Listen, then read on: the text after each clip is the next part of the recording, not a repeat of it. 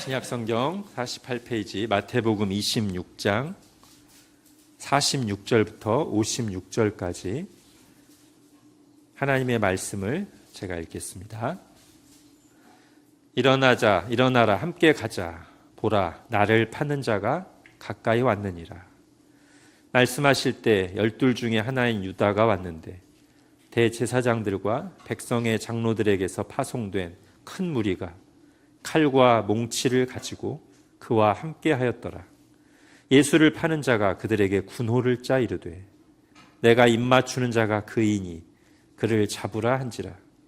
곧 예수께 나와 랍비여 안녕하시옵니까 하고 입을 맞추니 예수께서 이르시되 친구여 네가 무엇을 하려고 왔는지 행하라 하신대. 이에 그들이 나와 예수께 손을 대어 잡는지라.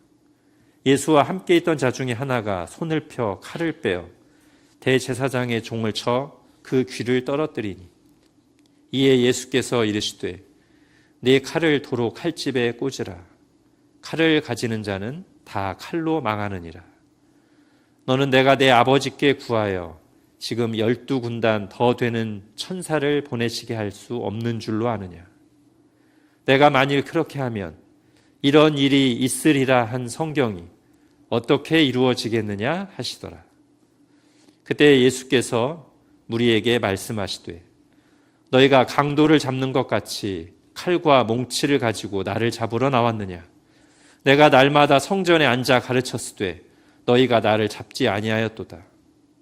그러나 이렇게 된 것은 다 선지자들의 글을 이루려 함이니라 하시더라. 이에 제자들이 다 예수를 버리고 도망하니라. 아멘. 자, 오랜만에 우리 김대원 선교사님 오셔서 말씀 전해 주실 텐데 우리 설교를 듣기 전에요. 잠깐 선교 보고 영상을 먼저 보도록 하겠습니다. 영상 보신 뒤에 김대원 선교사님 나오셔서 말씀 전해 주시겠습니다. 줌립스와 땡아 그녀 썩스바이 때 우리 일신교회 성도 여러분 평안하셨습니까? 우리 이제 제가 캄보디아 말로 쏙스바이 이렇게 물어봤는데요. 행복하십니까? 라는 그런 인사입니다. 우리 성도님들 중에는 기억하시는 분도 있을 것 같아요. 쏙스바이, 쏙스바이 이렇게 대답을 하면 됩니다. 한번 해보실까요? 쏙스바이 때, 쏙스바이. 네, 우리가 예수님 때문에 행복한 줄로 믿습니다. 우리 성도님들께서 기도해 주시고 또 섬겨주셔서 지금까지 하나님께서 저에게 맡기신 사명을 잘 감당할 수 있었습니다. 하나님께 영광을 돌리고 우리 성도님들께 감사를 드립니다.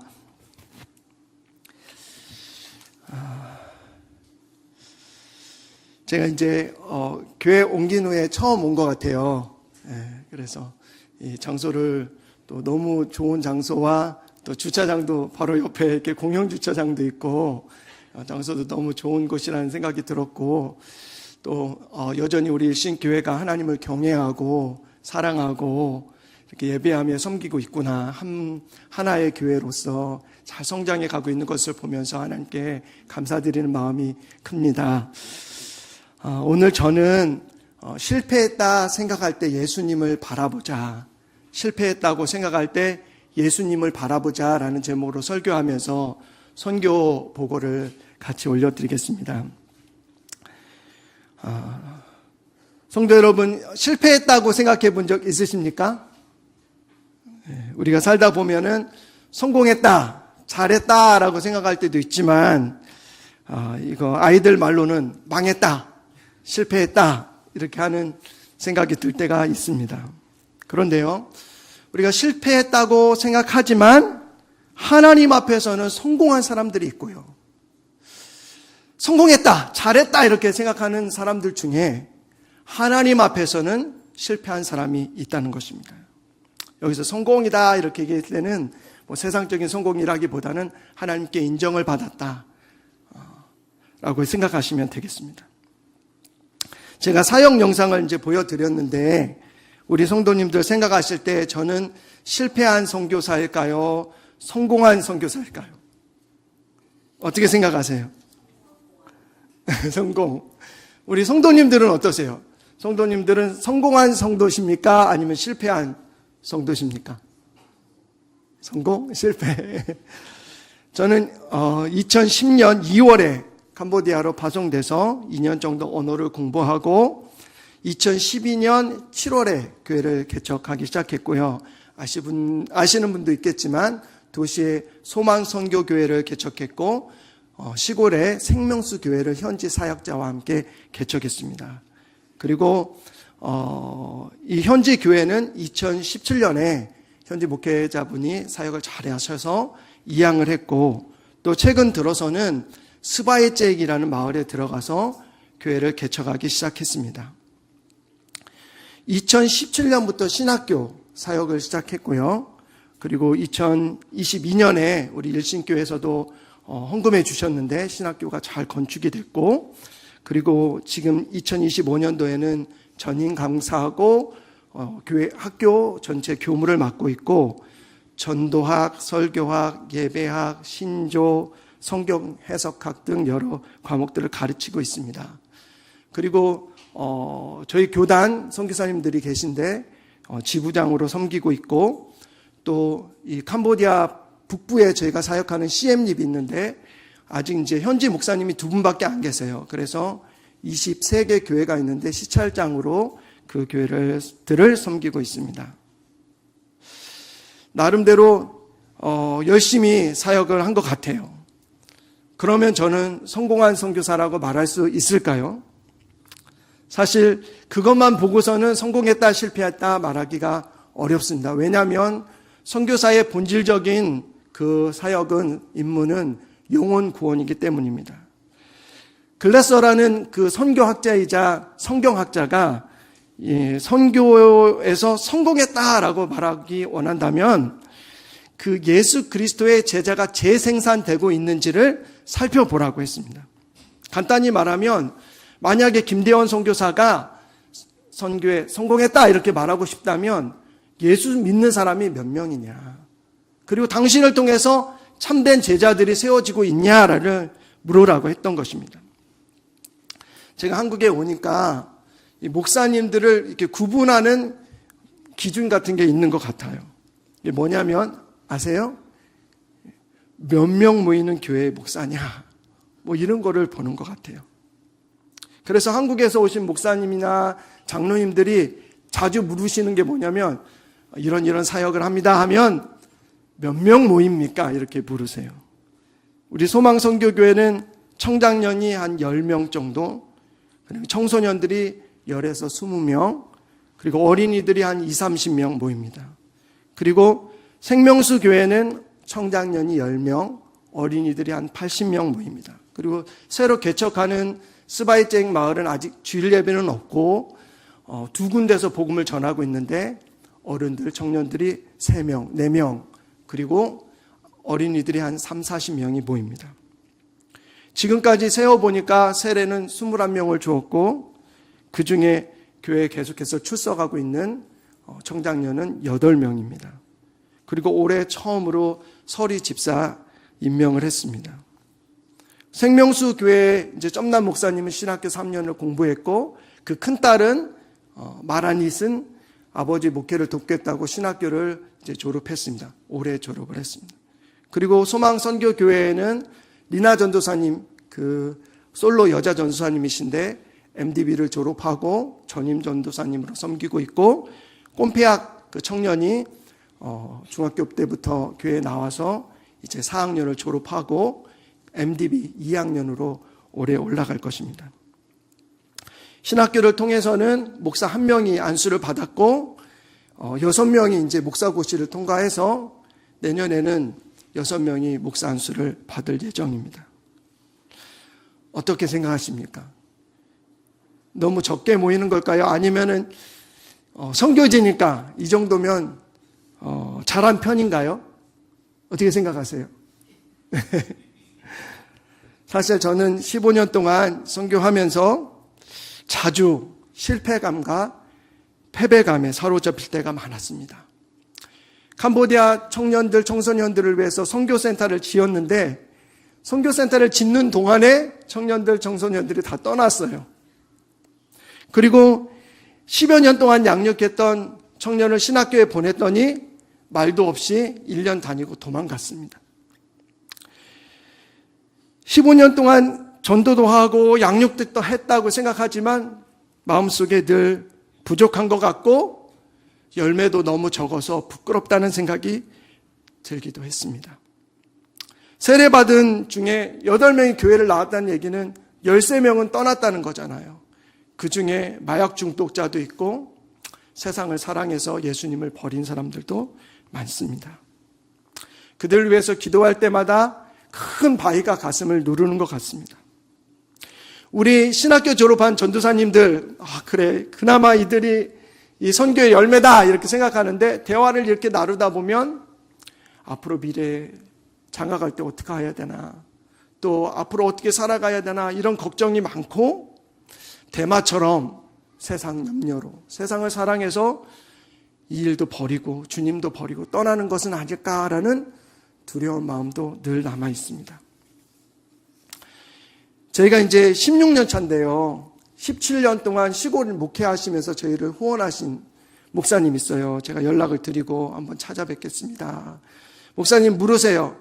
선교사님, 선교 사역은 좀 어떻습니까? 제가 뭐라고 대답했겠습니까? 기도해 주시고 어려운 가운데 섬겨 주셔서 잘 감당하고 있는데 송구스럽게도 교회 부흥은 못했습니다. 우리 주파sun 교회 그 원로 목사님이 자주 오시는데 이제 찬양팀이 이렇게 찬양 인도하는 걸 보면서 이렇게 말씀하세요. 김대원 선교사 찬양팀이 또 바뀌었네. 우리 목사님이 이제 선교보고 영상을 미리 보시고 저에게 말씀해 주시더라고요. 전에 보이던 사람들이 잘 안 보인다고. 전에 이렇게 중고등학교 때부터 이렇게 양육했던 청년들 많이 떠났습니다.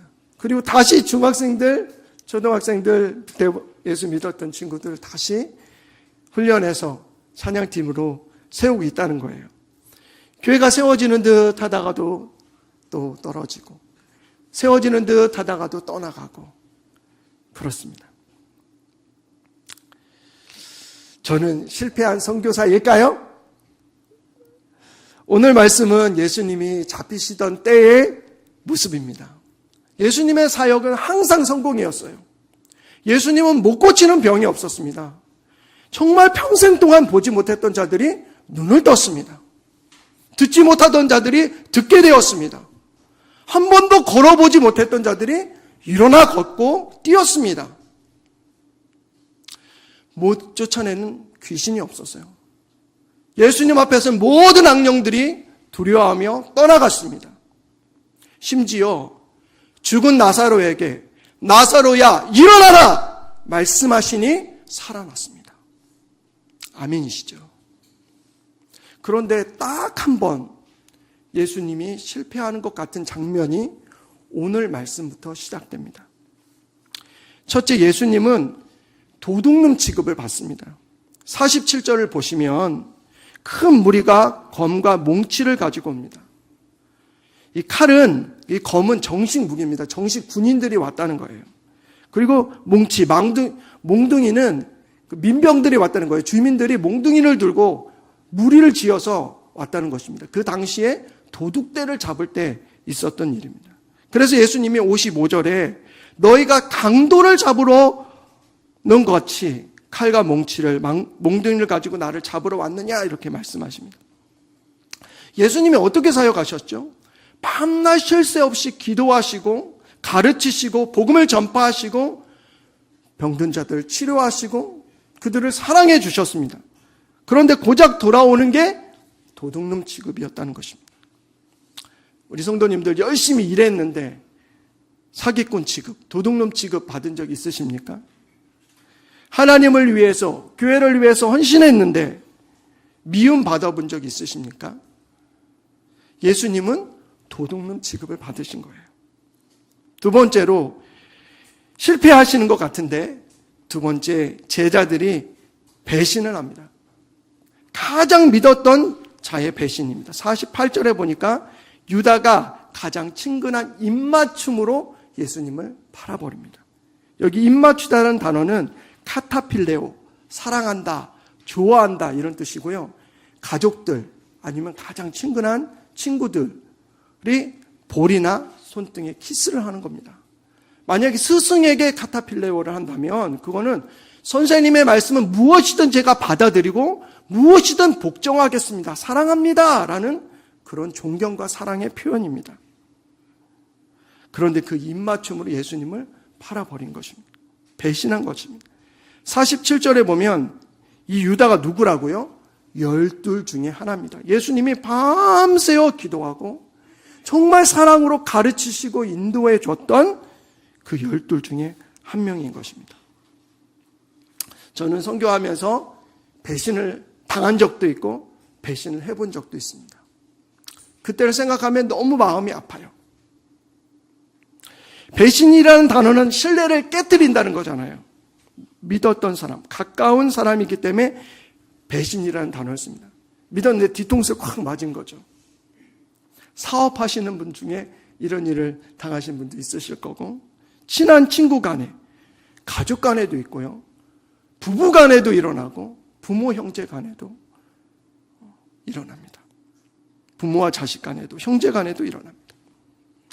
교회 안에도 있고요.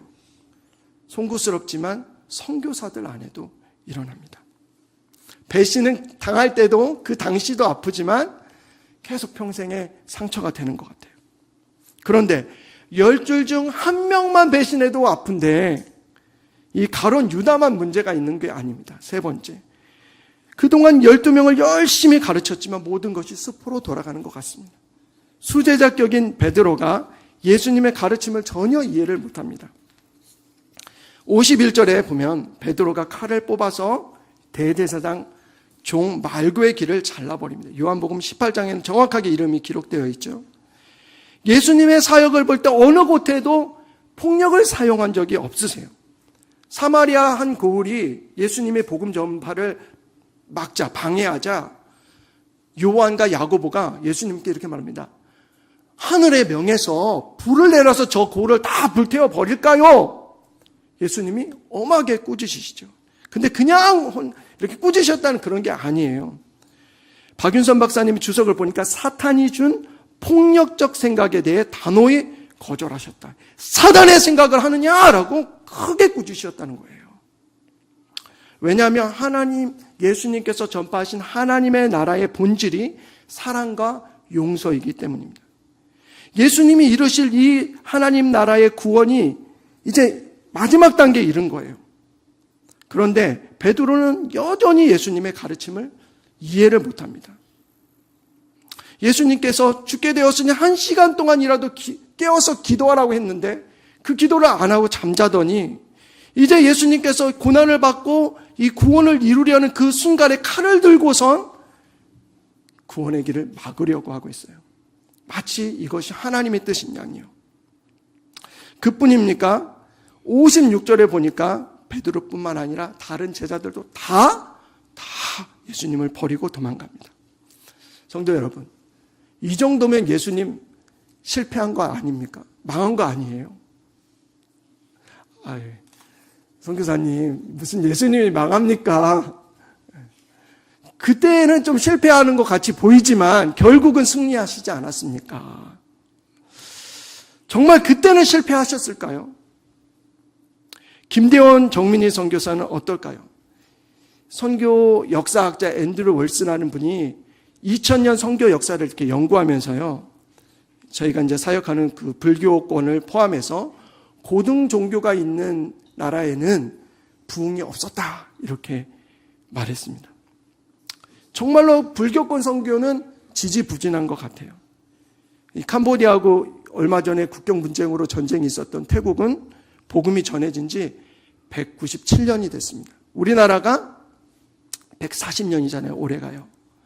그러니까 60년 정도 우리보다 복음을 먼저 받았습니다.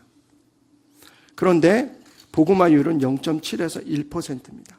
그리고 인구의 70%를 차지하는 태국인들은 0.4% 그 미만이라고 말합니다.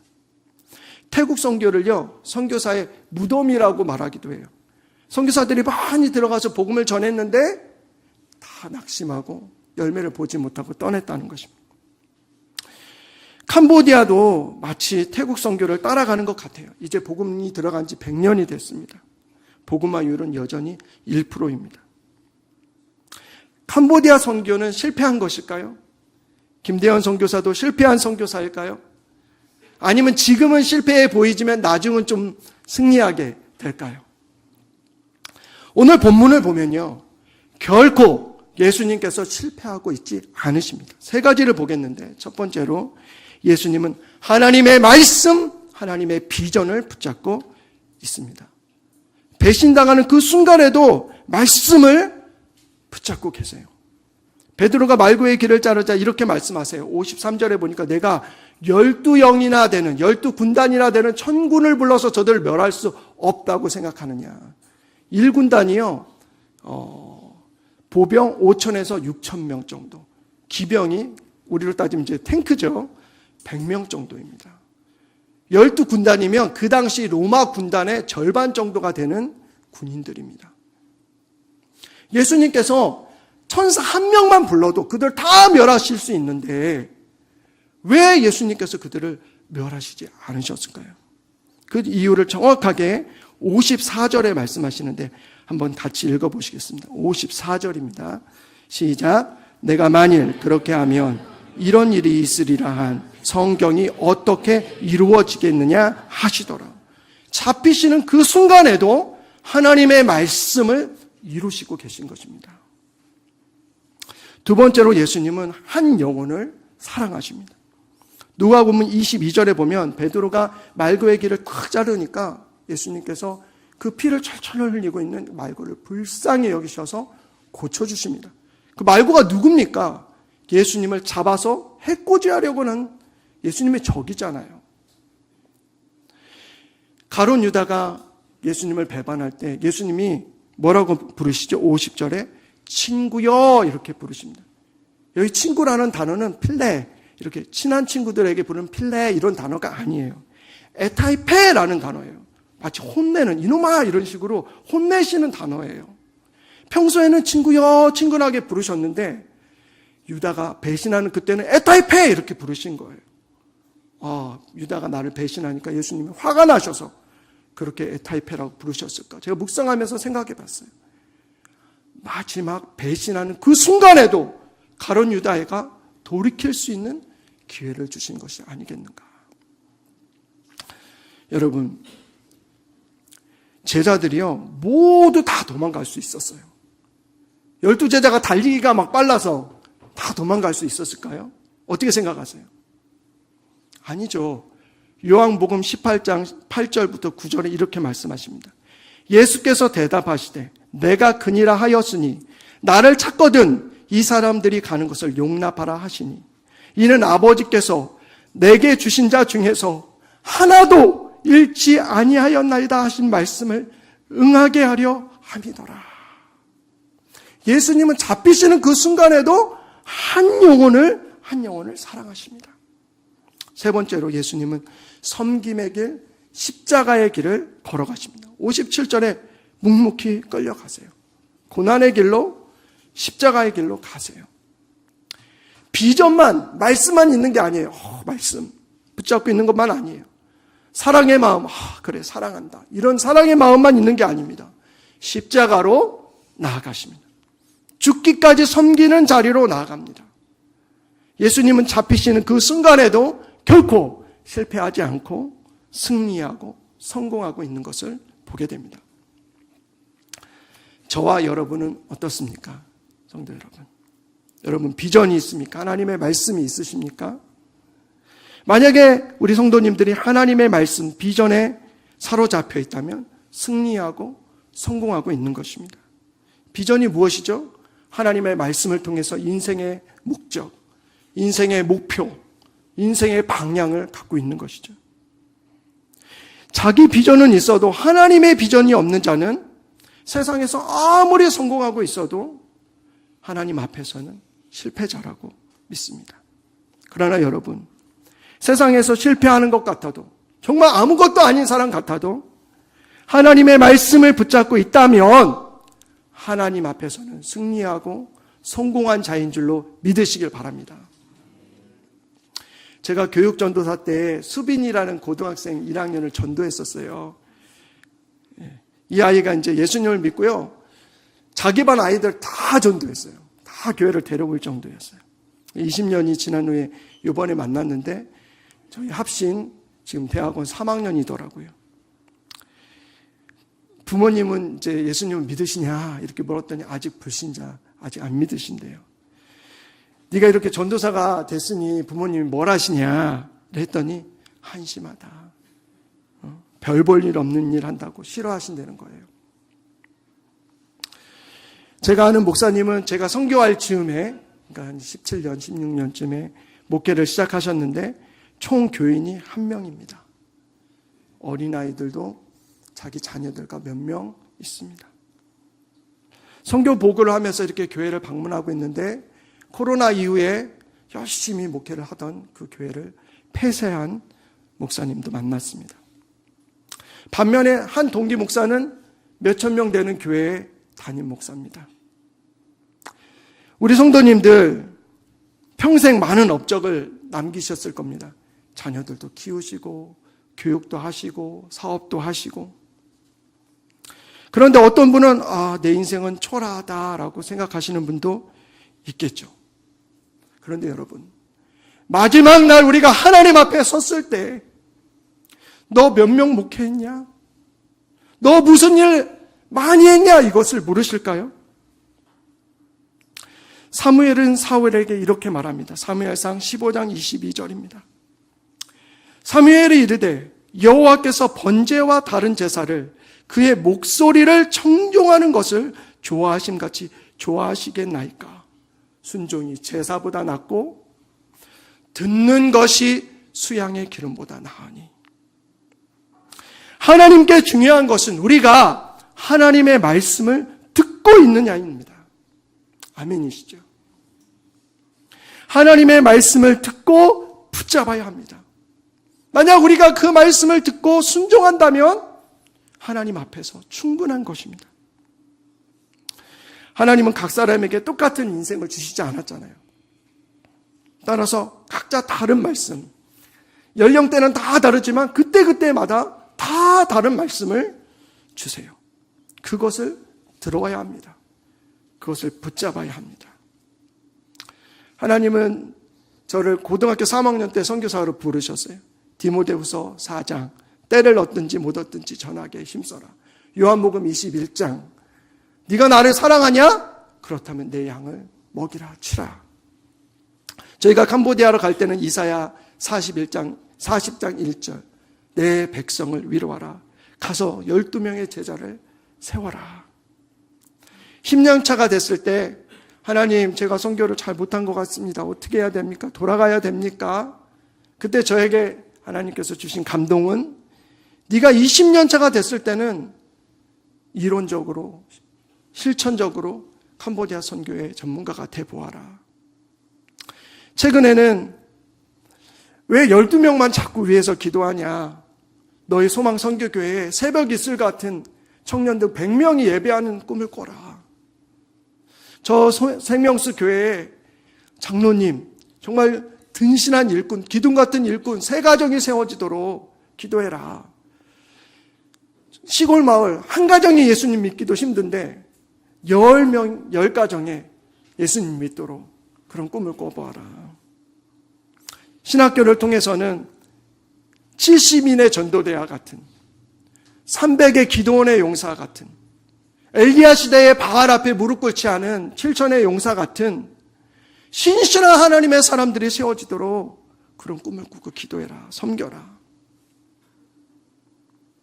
그런데요, 저는요 충청도 온양 촌놈이에요. 어렸을 때 수박서리하고 콩대 꺾어서 고 먹던 놈이에요. 저 같은 촌놈이 뭘 하겠습니까? 늘 그런 생각이 들어요. 나 같은 촌놈이 무슨 선교냐? 그런데 하나님의 말씀이 저를 캄보디아로 보내셨고 하나님의 말씀이 저로 하여금 교회를 세우게 하시고 신학교에서 제자들을 가르치게 하시고 하나님의 말씀이 저로 시골에 들어가서 교회를 개척하게 하십니다. 나를 지으신 이가 하나님, 나를 부르신 이가 하나님, 나를 보내신 이도 하나님, 나의 나 된 것은 다 하나님 은혜라. 나의 달려갈 길 다가도록, 나의 마지막 호흡 다도록 나로 주 십자가 품게 하시니, 나의 나 된 것은 다 하나님 은혜라. 제가 16년 동안 정말 몇 명 전도도 못하고 제자들도 교회들도 약한데 하나님은 제 마음에 그래요. 착하고 충성된 종아. 그런 인정해 주시는 마음이 들어요. 왜요? 그냥 말씀을 듣고 순종한 것, 그것만 보시는 줄로 저는 믿습니다. 여러분에게 주신 하나님의 말씀, 비전은 무엇입니까? 말씀이 있습니까?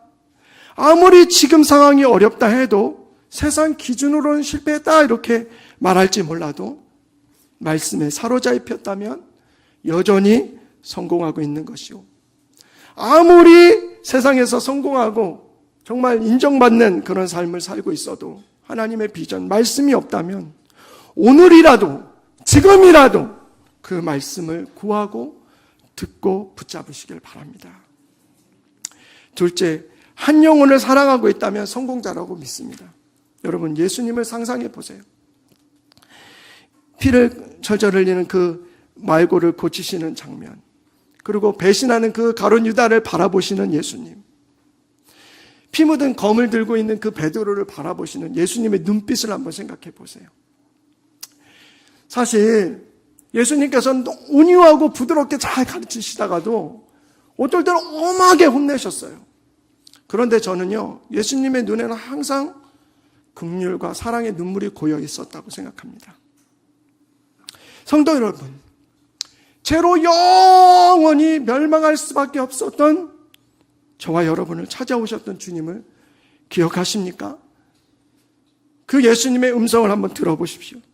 내가 너를 위해서 강도처럼 결박을 받았고, 내가 너를 위해서 침뱉음을 당하고 온갖 모욕을 견디었고, 채찍에 맞아 온몸이 찢겼고, 십자가에 올라 결국 못 박혔다. 저는 고등학교 1학년 10월쯤에 예수님을 만났던 그 순간을 잊지 못합니다.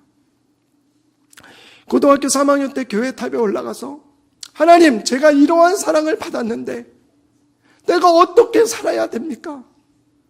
내가 여기 있사오니 나를 보내십시오. 나를 써주십시오라고 기도한 날을 잊지 못합니다. 정말 죄인 중에 괴수인 나를 사랑하시는 하나님의 사랑을 잊을 수 없습니다. 우리 성도님들도 그러실 것입니다. 그분이 말씀하시죠. 내가 너를 사랑했으니 너도 그 한 영혼을 사랑해라. 최근 저희 집에 도둑이 들었습니다. 한 번도 아니고 3번이 들었어요. 16년 동안 처음이에요. 그동안 모아뒀던 마을 건축원금, 그리고 우리 둘째 태민이가 청소하고 이렇게 모아놨던 그 용돈 500불을 훔쳐갔습니다. 그래서 이제 찾았어요. 결국 잡았어요. 우리 청소년, 그 중학교 1학년이에요. 이 친구가 훔친 내역을 이렇게 싹 써보니까 친구들 것도 훔치고, 교회 정수 모터도 갖다가 팔아먹고, 또 간사님들 것도 훔쳐가고, 전도사님 것도 훔쳐가고, 결국 저희 집에까지 들어가서 3번이나 이제 훔쳐간 거예요. 근데 사실 이 아이가 우리 니나 전수사님 그 솔로 전도사님이 이제 깨어진 가정의 아이를 데려다가 돌봐주고 있는, 솔로 전도사님이 그렇게 돌봐주고 있는 남자 청소년이에요. 근데 이 친구 때문에 교회 안 오겠다는 애들이 많아요. 하나님, 왜 이런 아이가 정말 우리 교회에 왔습니까? 제가 이제 기도하는데 생각나는 게 제가 전에 그 나이쯤에 많이 훔쳤어요. 제가 창피해서 말을 못하는데 이제 우리 식구들, 우리 애들도 다 알았어요. 교회 헌금도 훔쳤어요. 하나님은 제게 말씀하세요. 내가 그런 너를 사랑했잖아. 그러니까 너도 찐 그 아이 사랑해라.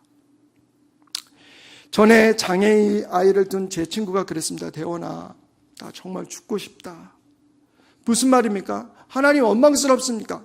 왜 제 아이가 이렇게 아프고 저희들을 힘들게 합니까? 근데 이 친구의 결론이 뭐예요? 만약에 이 아이가 안 믿는 가정에 태어났다면 얼마나 힘들었을까? 그래서 하나님이 내게 맡겨주신 거다. 눈물로 품는 거죠. 우리 성도님들의 가정에, 직장에, 여러분 주변에 하나님께서 맡겨주신 사람이 있잖아요. 한 영혼 때문에 눈물을 흘리고 기도하고 있다면 여러분들은 성공자입니다. 눈물도 나오지 않아요. 한숨 나오고 가슴 아프고 때로는 분노하고 어떻게든 참아주고 믿어주려고 몸부림치고 있다면 예수님이 저희들을 참아주신 것처럼요. 그렇다면 여러분은 성공자요, 승리자인 줄로 저는 믿습니다. 셋째, 묵묵히 섬김의 길을 가고 있다면 성공자입니다. 예수님의 말씀이 너무 놀라워요. 제가 오늘 이제 찬양하면서도 하나님이 정말 크고 높으신 분이시구나라는 것을 더 많이 깨달았어요. 그리고 감동이 많이 됐습니다. 우리 예수님은 누구시죠? 창조주 하나님이십니다. 온 만물의 주인이십니다.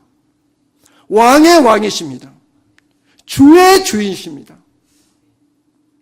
당연히 우리의 경배와 섬김을 받으셔야 되는 분이신데 그분이 뭐라고 말씀하시죠? 나는 섬김을 받으러 온 것이 아니다.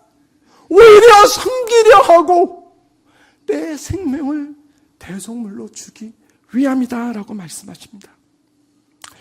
성육신의 정신은 사랑이고 그 실천은 섬김입니다. 여러분, 교회에서 청소하시죠? 음식도 하시고 설거지도 하시고 안내도 해주시고 아이들 가르치시기도 하고 그렇죠. 결코 작은 일이 아닙니다. 예수님이 걸어가신 섬김의 길이요 십자가의 길인 것입니다. 우리 성도님들 남을 모르게 어려운 사람들 돕고 계시죠? 여러분은 하나님 앞에서 성공한 사람들입니다. 저와 함께 사역하는 신학교 교장 선교사님이 20년 차인데 19년 동안 신학교 사역을 했어요. 그리고 이제 5곳에 교회를 개척하고 캄보디아 이제 장로교 동노회가 있는데 첫 번째 현지 노회장 목사님이 그분 제자예요. 근데 저에게 늘 얘기해요.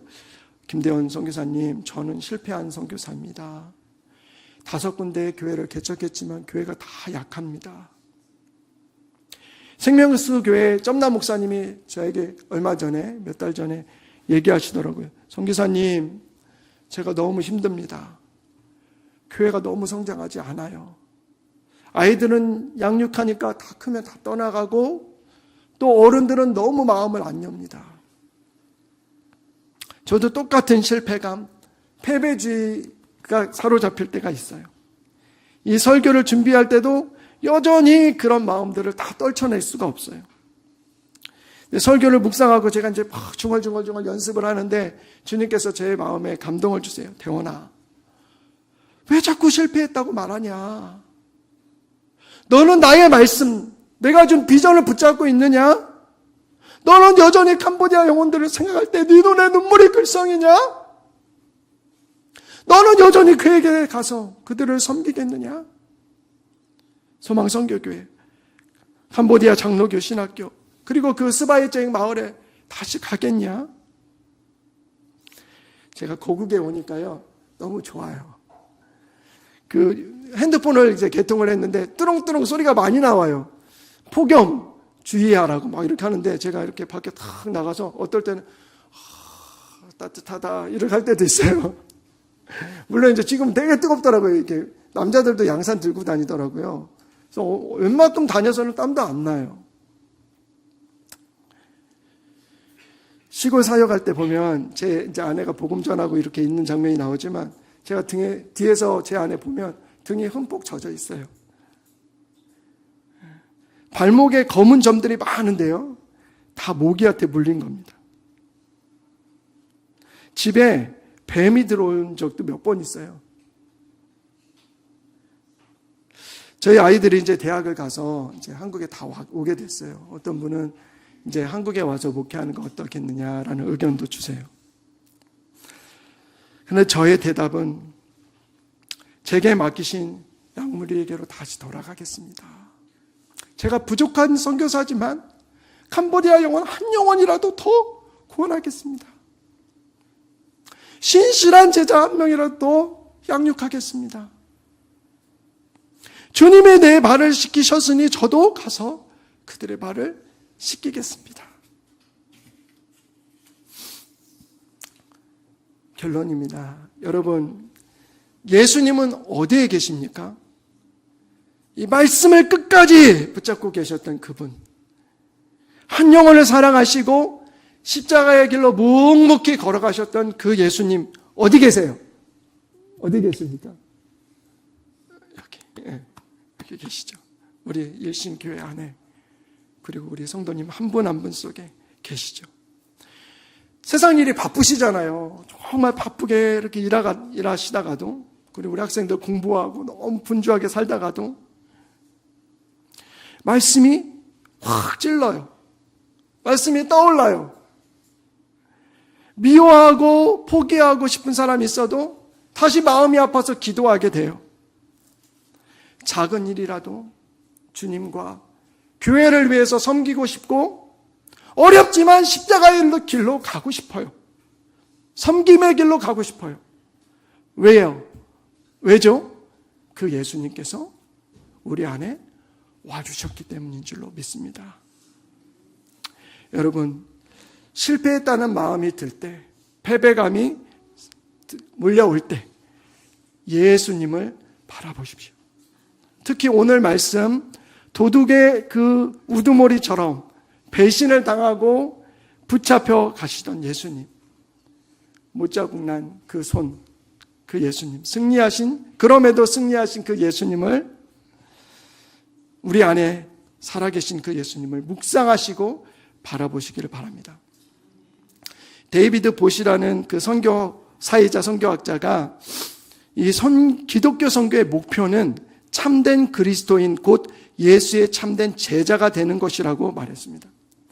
앞에 이제 그 글래서가 말한 것처럼 성공한 선교사, 열심히 전도해서 영혼들 구원하고 제자들을 많이 세워야죠. 그런데 그것보다 앞선 걸 뭐냐? 자기가 먼저 참된 제자가 되는 것이다, 이렇게 말하는 것입니다. 제가 돌아보니까 제가 선교한 것 같지만 선교는 하나님께서 하셨고, 그 하나님의 선교의 가장 핵심적인 목표는 하나님께서 보내신 김대원 선교사인 것을 깨닫게 됩니다. 선교사가 하나님의 말씀을 붙잡고, 선교사가 주님이 사랑하는 그 영혼들을 사랑하고, 그리고 주님이 섬기셨듯이 섬기도록 하시는 것인 줄로 믿게 되었습니다. 우리 성도님들의 삶도 마찬가지라고 생각합니다. 여러분들이 가정주부든 직장인이든 사업을 하든 학생이든 어떤 모습으로 지내시든 하나님께서 보내신 그곳에서, 하나님께서 보내신 그 땅에서